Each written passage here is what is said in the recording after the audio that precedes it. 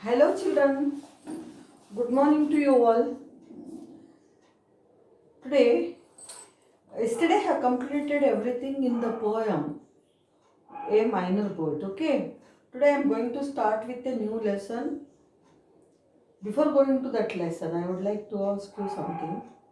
You have been to your villages and all these holidays. I hope you have enjoyed the nature's beauty.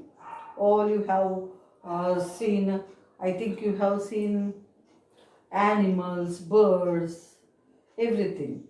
Okay, and you must have seen the trees, fields, whatnot. Okay, in that way, if there are any birds there, how did you feel? Did you feel happy to see them? Did you enjoy anything, or did you think? Did you even uh, think about how do they live, what do they eat, how are their feathers, how are their wings, etc.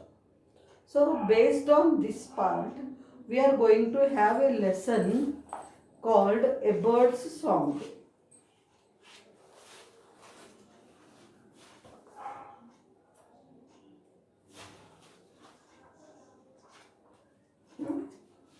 We are going to have a lesson, wind song, not bird song. So what I want to tell you is, music is hidden in everything. Sound of the wind, sound of the bird, anything, cry of a child, smile of a child. Understand? Everywhere where you can find music, even flowing of the water, streams also give a kind of sound which can be compared to a music. If you have a heart to listen it in a with a musical point of view, you can enjoy it, the beauty. Then you can say there is really a music in all these sounds which we hear all around. So, wind, blowing of the wind or breezes makes a kind of sound which is like a song. So, before going to the class, here we have three birds. One small introduction about the birds I will have. Here in our lesson, a bird can recognize the sound of the wind and sing according to that tune. That is its speciality. So before going to know about the speciality of that bird, here we are going to know about three more birds. One is a hummingbird.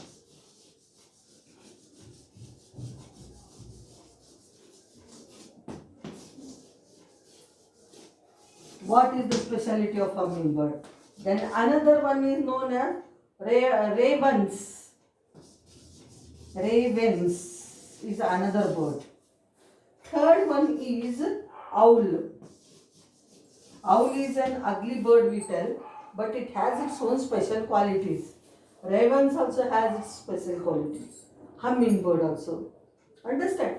Let me tell you about the hummingbird. Hummingbird is considered to be the smallest bird in the world.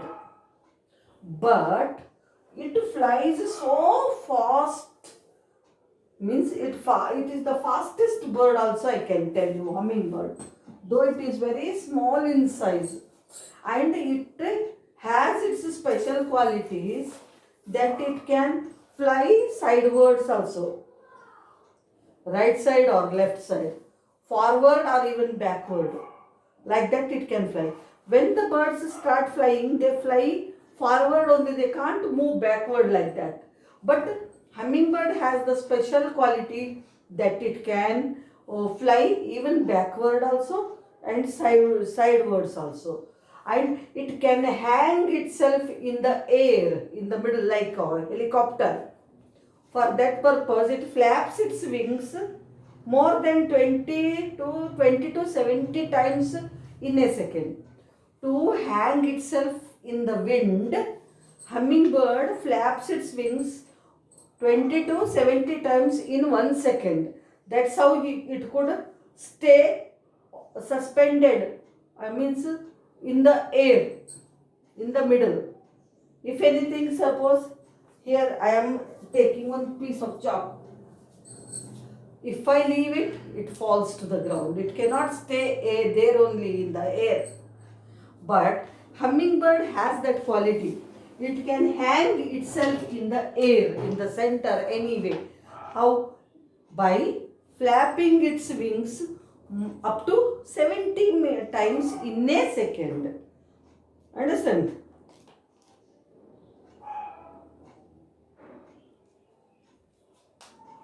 So, by flapping its wings, moving its wings 20 to 70 times in a second, it can stay in the middle, hang itself in the air. This is its special quality. Moreover, it flies very fast, very quickly, very speedily. Third thing, it can fly forward, backward, sidewards also.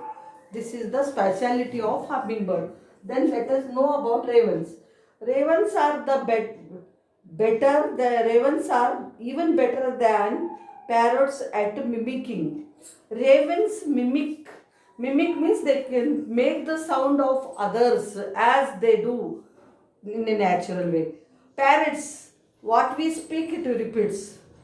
Yes or no? So raven is a bird which can do this mimic work, mimicry I can tell. Better than the parrot it seems. Understand? It can speak like human beings. It can also imitate the sounds of the car engines. Parrot cannot imitate the sound, repeat the sound of the car engine, but this raven can imitate. Imitate means do as the same. Understand? It can repeat the car engine sound, and it can, in the forest, it will make the sounds of other animals also, like lions, tigers, elephants, so that it confuses them. It confuses them so that they cannot come and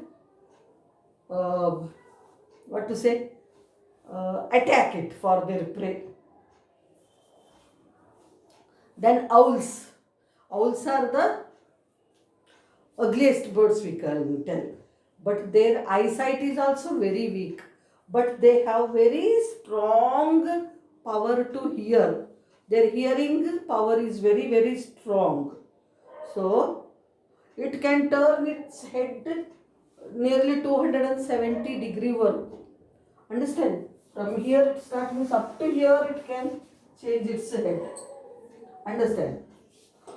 If it starts like this, if it starts from this point, it can turn its head up to here. Understand?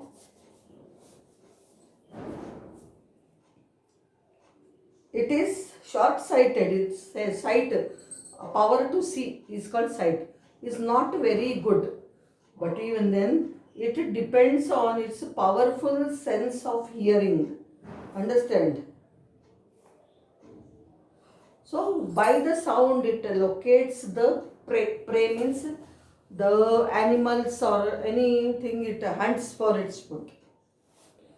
By hearing to the sound only it can understand where exactly its prey. P-R-E-Y prey, not P-R-A-Y prey. Means hunt. It's animal for food. It kills the animal for food, that is called prey. By using its sense of hearing, powerful sense of hearing, it can locate, it can find out where exactly is its prey.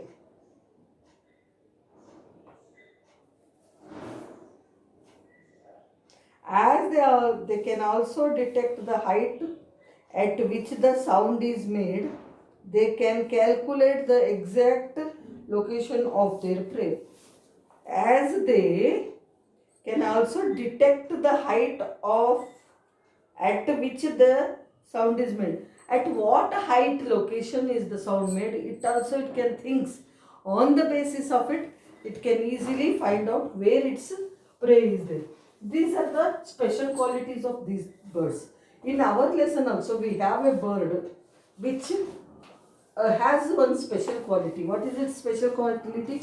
It can understand the sound of the wind, and by hearing the sound of the wind, it sings in a very melodious way. That is its what to say, special quality.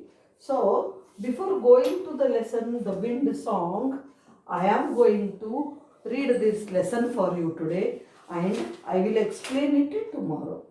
So keep the textbook in front of you, run a finger on the line and listen to me. Page number 45 we are reading now. So please children, listen to me. It was a hot and dry day. The wind howled in the plains. Rachel sat on the bed, hand stitching a quilt. She had just finished when the door swung open and her father came in. Hot day out there, he said, wiping his forehead. Hot day out there, he said, wiping his forehead. Rachel ran to him and proudly showed him her masterpiece. It was cheerful quilt with neat stitches outlining the colorful squares. That's a mighty fine piece of work, he nodded. Let us go into town this Sunday. You can show off your quilt. I have got a sack of onions ready to take to the market.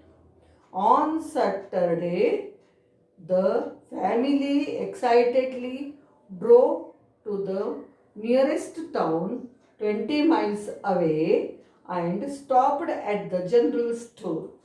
While her brother and sister explored the store and her parents spoke to the grocer, Rachel wandered to the doorway to look at a bright yellow bird in the cage.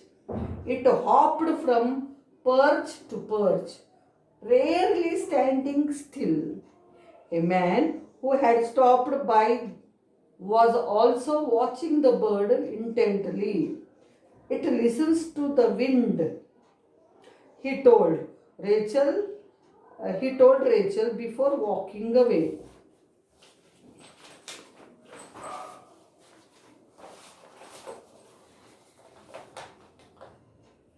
Her parents appeared a moment later. At that time, the little bird lifted its head, swelled its chest, and sang out a joyous trill. Rachel saw her mother's face light up with delight. Quietly, Rachel traded her beautiful quilt for the bird. Back home, the little canary entertained them endlessly. They called him Sir Gallant because he battled with the wind. The louder the wind, the more loudly he sang. The competition was so fierce that sometimes everyone burst out laughing. Sir Gallant lifted their spirits, turning dusty days into sunshine days. Rachel often thought about what the man in the store had said. She had heard the wind, but unlike the canary, she had never listened to it herself. Now, when she tried hard, she could hear music in the wind. The music was faint and hidden in the background, and she needed her imagination, but it was there if she truly listened.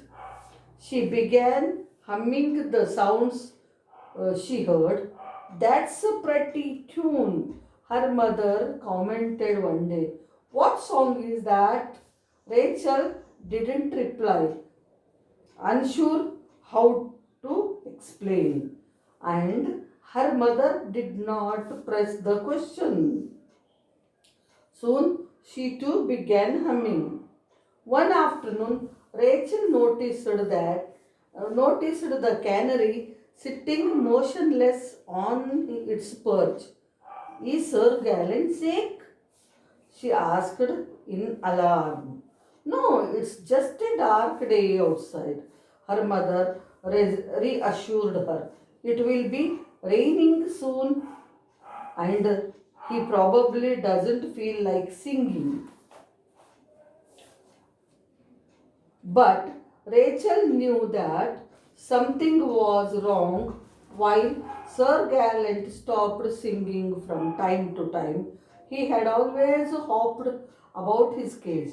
He went to the door and looked outside. It was very quiet. No wind or sounds of birds or prairie dogs.